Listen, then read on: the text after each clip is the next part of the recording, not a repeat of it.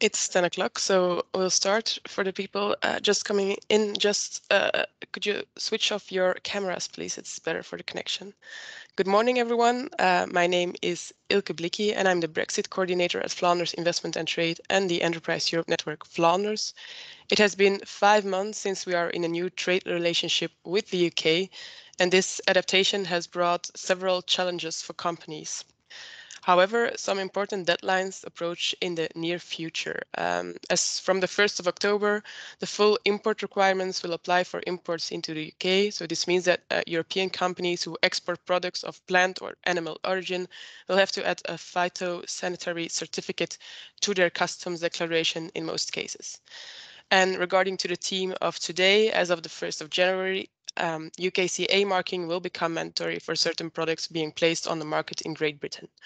Our Brexit help desk has received some questions about this topic, but we have the impression that not all companies are aware of these new requirements, and that's why we took the initiative to organize this webinar. This webinar is hosted by the Enterprise Europe Network Flanders in cooperation with the Enterprise Europe Network partners from the Benelux and with the support of the British Embassy, the Department for International Trade in Brussels, and the Department for Business, Energy and Industrial Strategy of the British government. With this international cooperation, we remain in the Eurovision spirit of this week. So the next speaker will be Mathieu van Overberge, who is head of the Trade Department at the Department for International Trade in Brussels, then followed by Charlotte Dicken, who is Senior Policy Advisor at the Department for Business, Energy and Industrial Strategy. She will explain us how UKCA marking works and what the new requirements for businesses exporting goods to the UK are. After the presentation of Charlotte and the Q&A, I will end the presentation with an explanation of the grant schemes available for companies impacted by Brexit. But first, let's start with some housekeeping rules. This webinar will be recorded and the presentation and recording will be made available after the webinar. I would like to ask you to switch off your camera and microphone in order to guarantee good quality of the connection. If you have questions, please submit them via the chat. They will be presented to the speaker after the presentation. And if the question is too company specific, we will address this question bilaterally after the presentation. Mathieu, the floor is yours. Goedemorgen iedereen, good morning all. As Ilke said, my name is Mathieu van Overberge and I represent the Department for International Trade, DIT, at the British Embassy here in Brussels, Belgium. First of all, I would like to thank Ilke and Mustafa from Flanders Investment and Trade and their colleagues from Europe Enterprise Network for organizing this webinar, as well as my colleagues Nicolas, Antonia, Erin and Charlotte from UKREP and BASE on the UK side for their participation and significant input. At my department, DIT, we work in a similar way as FIT. As FIT is promoting and assisting Flemish companies to export abroad, our role is to promote and assist UK companies to export to Belgium. We do this reactively by following up on concrete inquiries from UK exporters and actively by detecting issues that have a potential to disrupt supply chains. And that's why we are here today. Based on the interaction with you, the companies and the exporters, it became clear that there are questions on the upcoming UKCA marking and its impact on cross-border trade. And as communication is key in overcoming the current changes in regulations and procedures, we are glad to see this many participants to this webinar who provided concrete questions, so the session can be as relevant as possible. If you would have further questions or would like to flag other issues where we can be of service, our lines both at FIT and for us at DIT remain open, and our respective departments are more than assist where we can. Thank you for participating at this session, and I believe I can hand over to Charlotte. Thank you very much, and morning everybody. Thank you to Ilke and colleagues for organising this webinar this morning, and thank you to those who've dialed in. My name is Charlotte Dicken and I work in the Goods Regulation team in the Department for Business, Energy and Industrial Strategy, and I'm here today with my colleague Erin Fair, who will help answer some of your questions at the end of the session. So I'm going to spend about 20 minutes talking about how to place manufactured goods on the market in the UK. It's going to be a basic introduction to some of the key concepts. Just to kind of flag, we can't cover every situation in the time available, and we can't give you advice about individual circumstances, but there is guidance on our website, and at the end of this slide pack there are quite a few links to relevant guidance which hopefully will help. I'll leave time following the presentation to answer any questions you have, and thank you to those who have submitted questions in advance of the session. We'll aim to address these in the Q&A session at the end. So if you move on to the next slide, please. So the first question is, which rules apply to your products? So you'll already know the EU framework divides goods into several different regimes. Firstly, we have the new approach goods, which are those that can be commonly identified by the CE marking and will be the primary focus of our presentation today.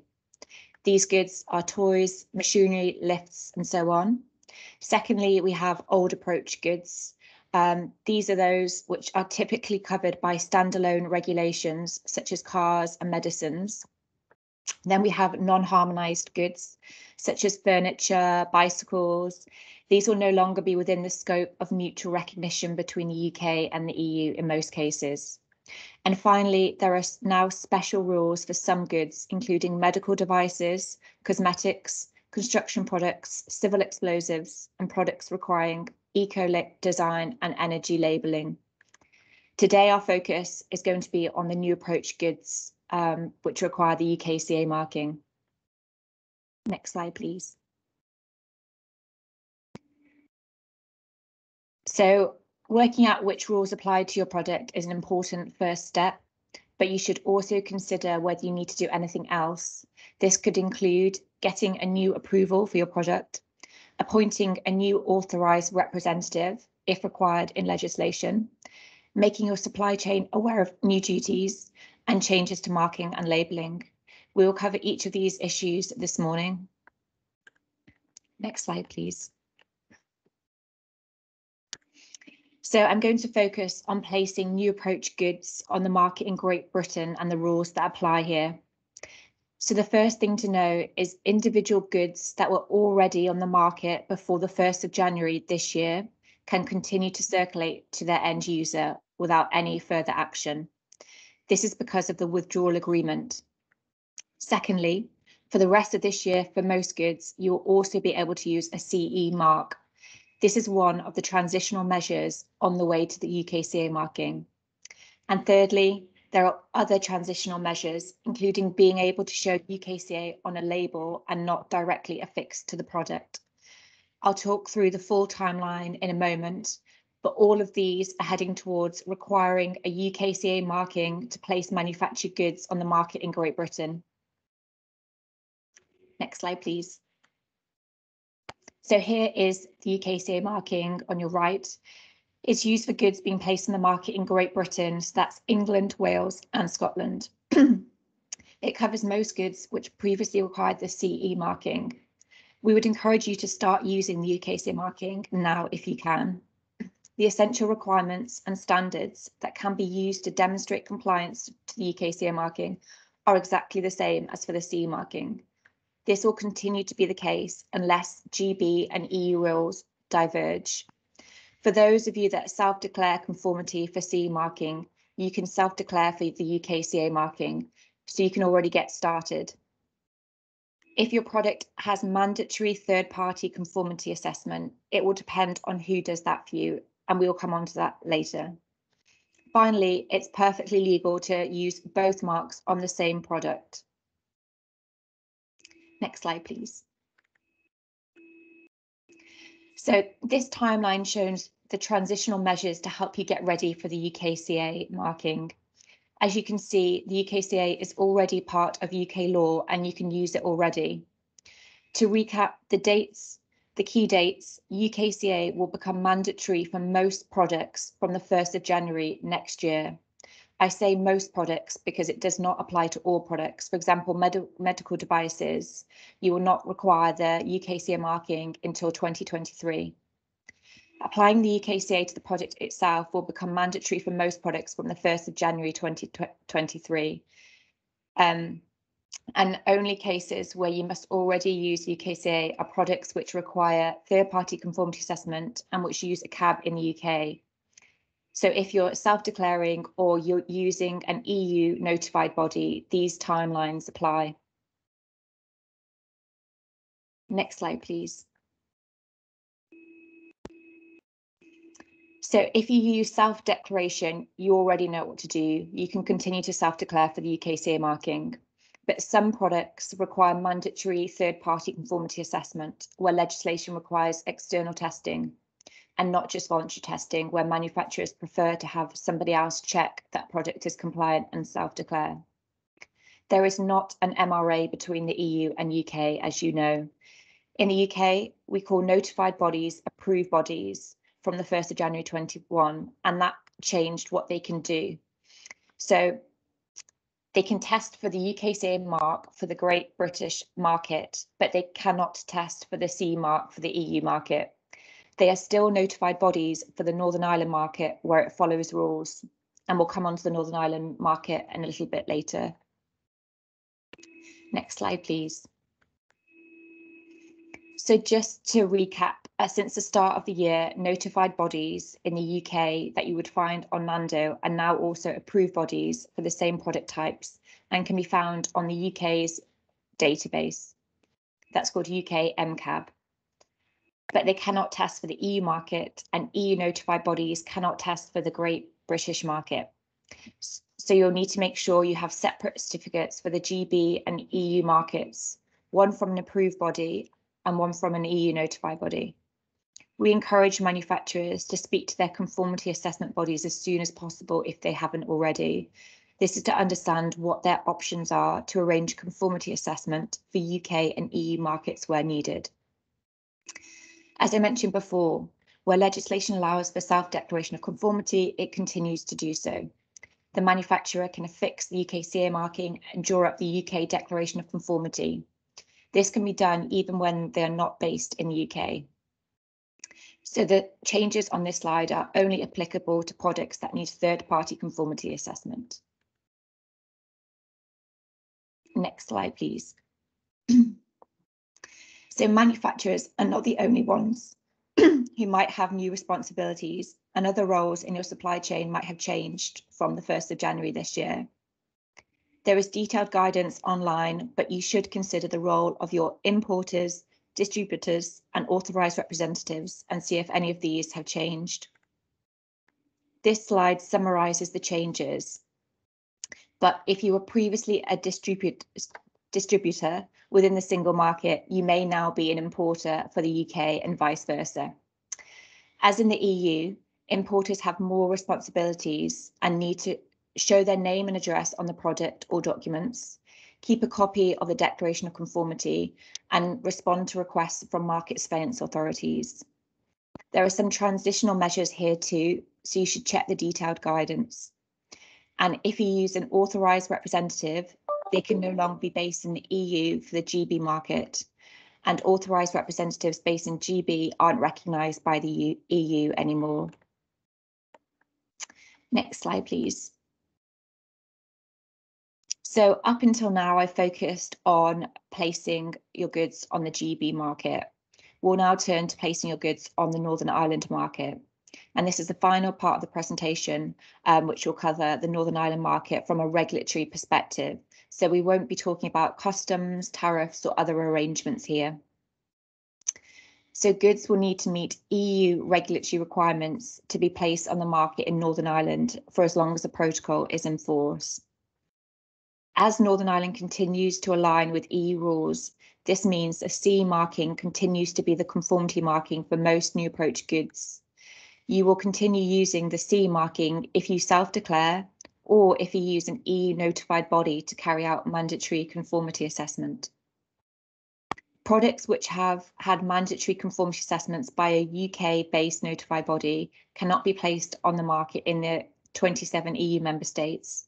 Instead, to be sold in Northern Ireland, they need a CE and a UK NI marking. The UK NI marking is a new additional conformity marking for products placed on the market in Northern Ireland.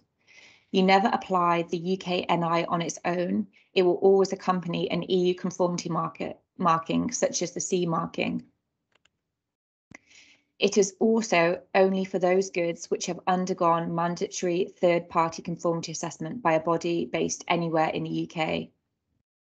So goods bearing the UKCA marking alone are not valid for the NI market, but the UKCA marking can appear alongside the correct markings for Northern Ireland. So the correct markings for Northern Ireland would be either a CE marking if you self-declare or use an EU notified body, or it would be the CE plus the UK NI if you use a UK approved body.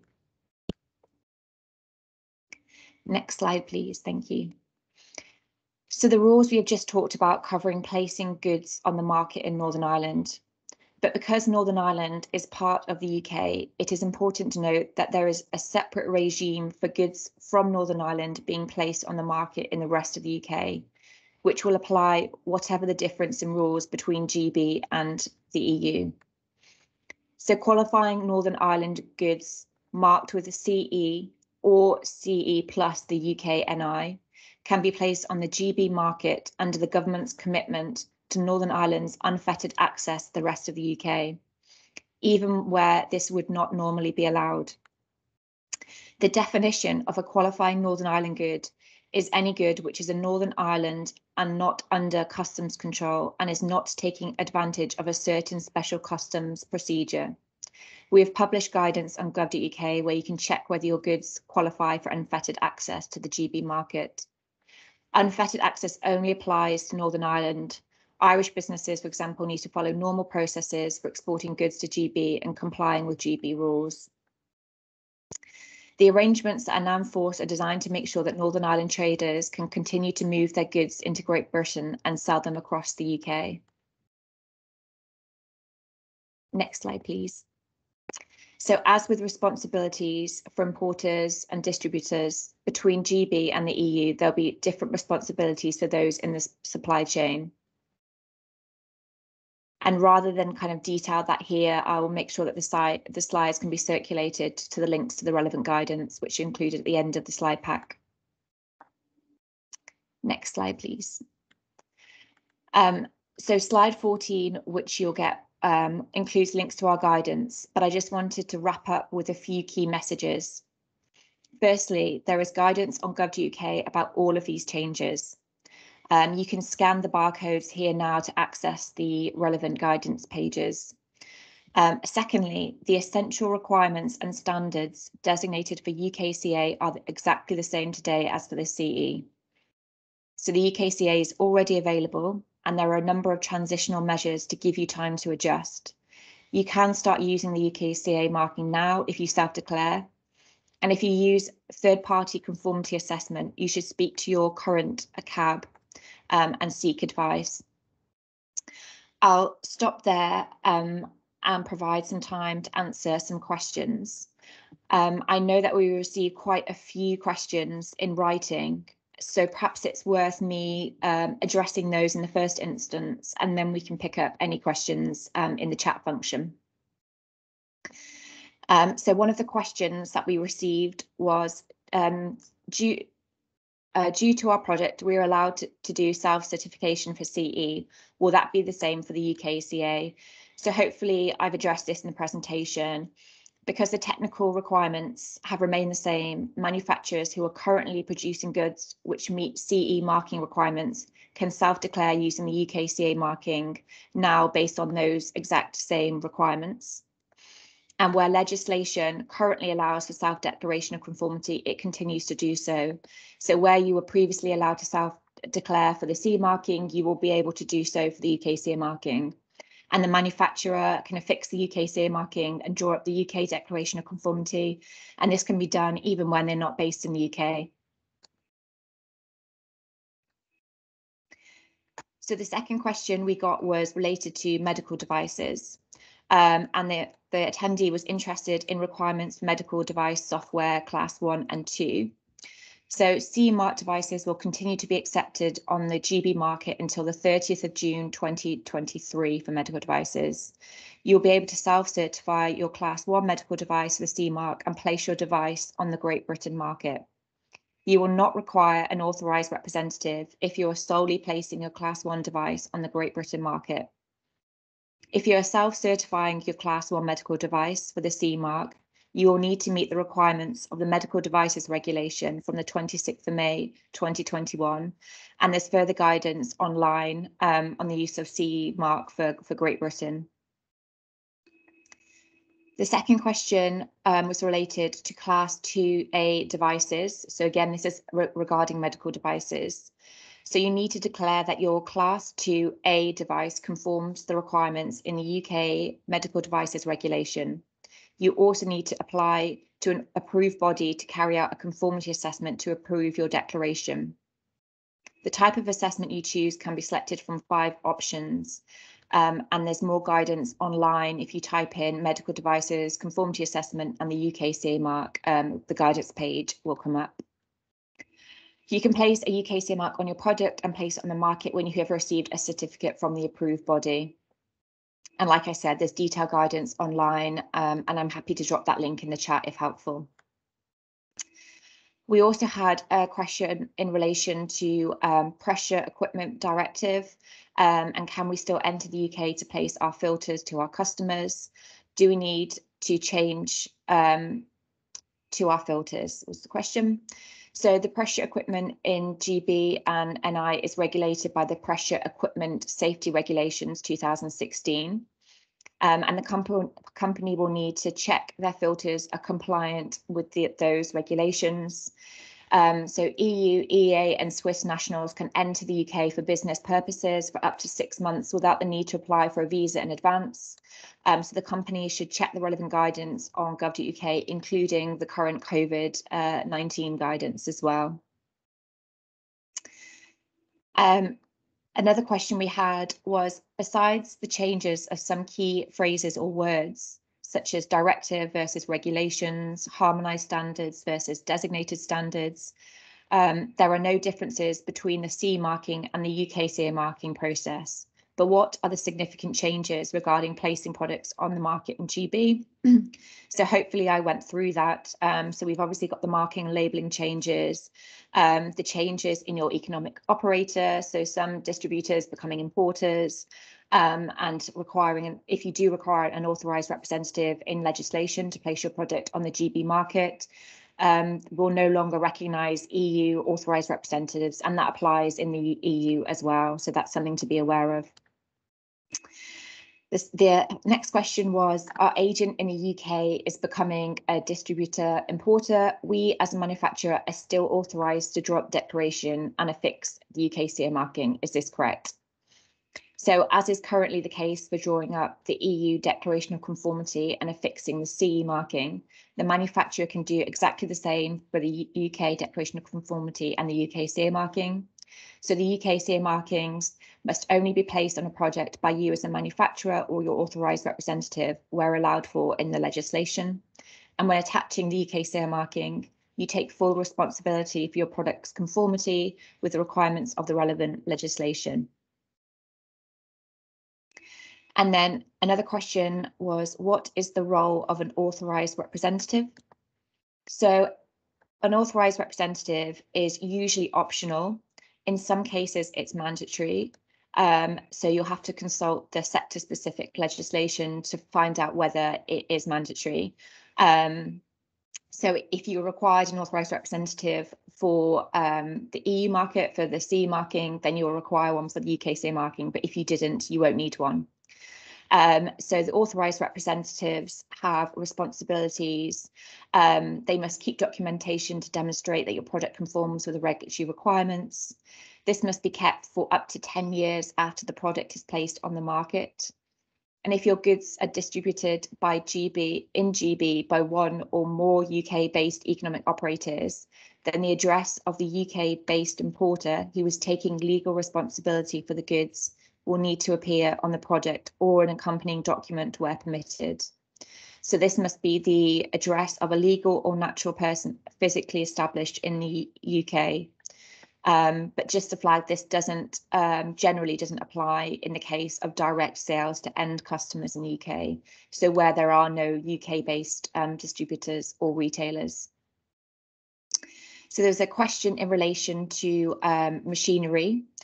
Who is authorised to compile the technical file?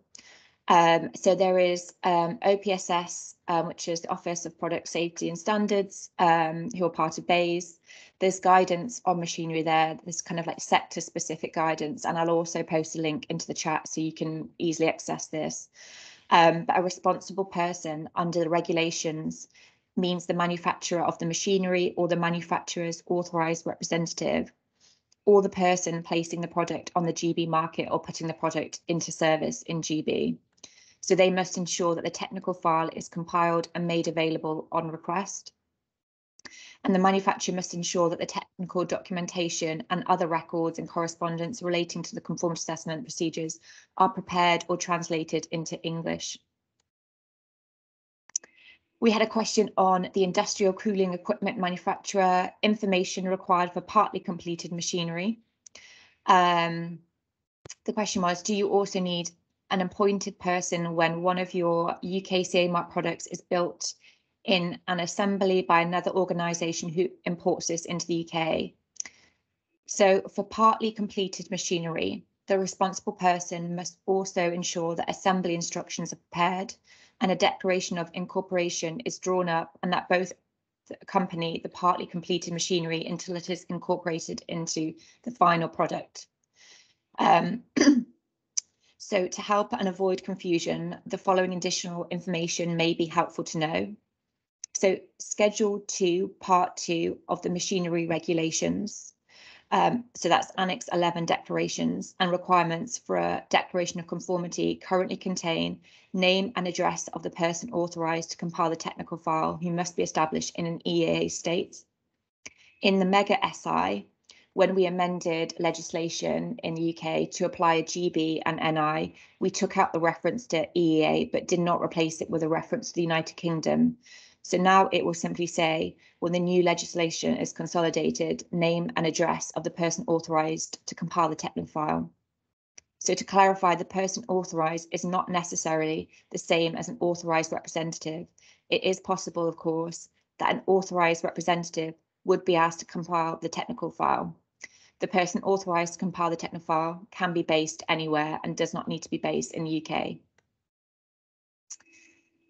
We had another question about consolidated versions of statutory instruments for the UK equivalents of EU's CE marking directives and whether they're available.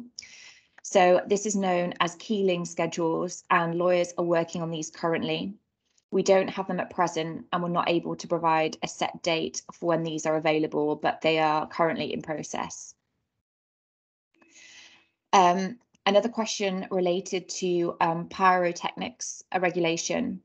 There is currently no approved body for the pyrotechnics regulation. So the question was what to do to place these products on the GB market if there is no UK approved body available in the near future. So as there are currently no UK-based cabs for pyrotechnics, and given the relatively small size of the sector, a third-party cab can exceptionally be established in a country outside of the UK without the existence of an MRA. But they will still need to meet the necessary remaining requirements for appointment as an approved body for the GB market and go through the UKCA accreditation process. This exception applies only to pyrotechnics. In all other cases, as set out in legislation, cabs assessing against UK regulations must be based in the UK or in a country which the UK has an MRA with. UK bodies are encouraged to consider the opportunity to expand into the sector where there is demand for conformity assessment covering a range of products, from fireworks to airbags and seatbelts for the automotive industry. So that is the kind of mitigation for pyrotechnic articles. I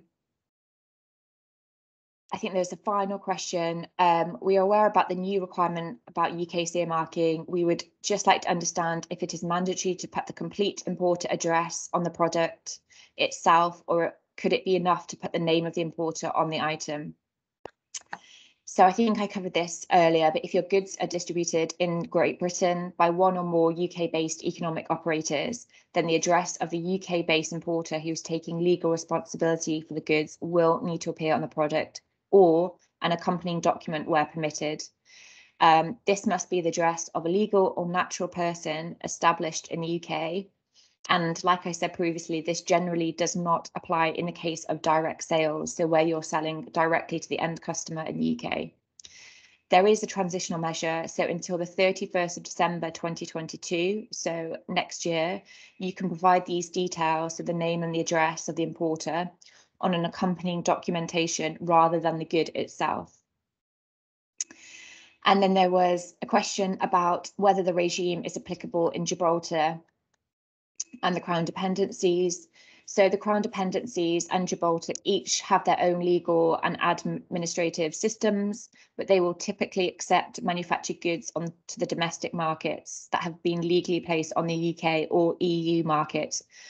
But to ensure you're following the correct requirements for your product when exporting to Gibraltar or a Crown dependency, you should probably contact the training standards team in each of the Crown dependencies and Gibraltar. I think that brings us to the end of the questions that were submitted in advance of the session. I think there might be a few more included in the chat. And thanks, Erin, for answering some of these as I've been going through. So from 1st of January 2023, also the import address must be on the product. So I answered that previously. And we have this transitional measure whereby it doesn't need to be affixed to the product. It can be on an accompanying documentation until the 31st of December. So from the 1st of January 2023, it needs to be on the product itself. And it's not enough to just put the postcode, you'll need the full address. There's another question. Sorry, I'm just reading somewhere. Yeah, so there's the specific guidance on eco design. I will drop the link in the chat so you can access that, but there's specific guidance in relation to eco design and products. We're doing self-declaration for some of our products as partially completed machinery. Is the same possible?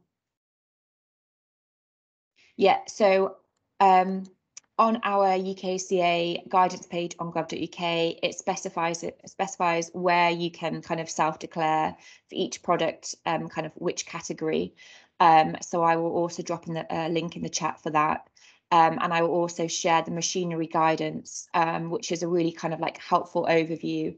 And we have one for each sector, so like toys, lifts, which cover kind of the sector in more detail. So I'll drop a link in the chat for that too. For pressure equipment, materials need to be manufactured by material.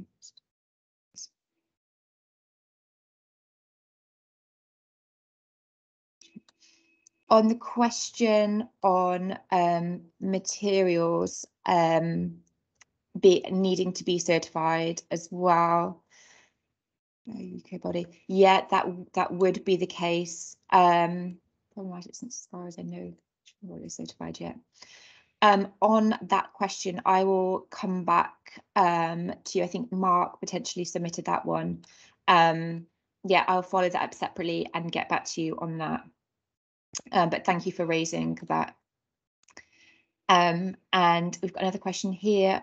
What are the requirements for CE pressure vessels certified by NOBO towards the UK certificate? So as that's quite kind of sector specific and about the pressure vessels, I'll probably forward that on to colleagues in DFT to answer. So I will make sure that you get a response after this webinar today.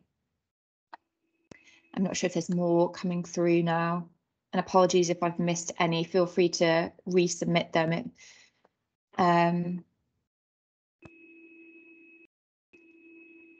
Is there a UK help desk for UKCA marking question, telephone number? So there is not a help desk specifically for UKCA marking, but we do have an inbox, so colleagues and attendees can submit any questions that they have in relation to the UKCA marking. And I'm just going to drop that in the chat now. So if there are any questions following this presentation that spring to mind, feel free to pop your question in an email. We aim to respond to everyone within 10 working days. As you can imagine, our inbox is quite busy at the moment with lots of questions on UKCA marking. But like I said, we've got a kind of a 10-day turnaround.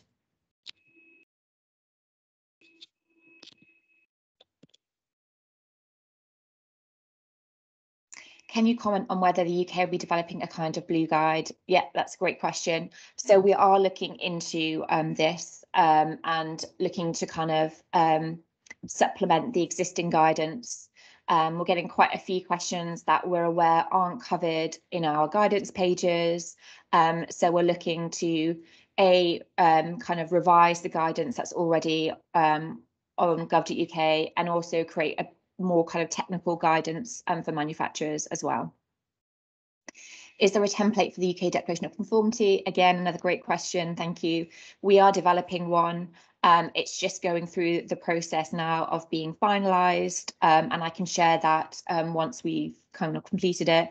But to kind of reassure attendees on the line, it will basically be exactly the same as the EU Declaration of Conformity. However, you will need to cite UK regulations rather than EU regulations. The UK-based labs seem to take a really long time to certify PPE from C to UKCA. Is there a possibility that the transition period will be extended if the labs aren't able to finish all certifications? So currently there is no intention to extend the time frames for the UKCA marking. We are aware that there's limited capacity in certain sectors, like I said, with the pyrotechnics, and it seems, according to comments at PPE, are struggling maybe to keep up with the certification required. And I think that depends on the product and for how long it takes to get certified. But we are aware of issues in terms of cab capacity and are looking at mitigations for that as well. What defines an importer versus an authorised representative under UKCA? So an authorised representative is usually optional and not required in legislation. Some manufacturers would prefer to appoint an authorised representative and for that authorised representative to carry out the responsibilities of an importer. But again, I'd suggest you check the regulations to check whether that is permitted within the legislation. But the importer is classed as the first person to bring the product onto the UK market.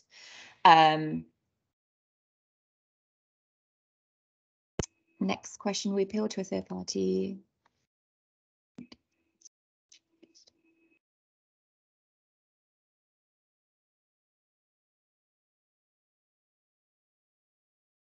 Sorry, just reading. Question, we appeal to a third party EU approved body, but if we have to wait until they have the necessary accreditation in the UK, this could take a year. Only after that we are allowed to bring our label in line with UKCA marking. Surely this is not possible. During the transition period, we are not allowed to bring our label into compliance before then. So where you require third-party conformity testing, this obviously needs to be done by a UK approved body to get your UKCA marking. So where that is required in legislation, you will need to get that done by a UK approved body. Obviously, if you self-declare, that's very different, and you can kind of self-declare on the same basis, so the same kind of technical standards apply, and you can do that yourself from now to sell on the GB market.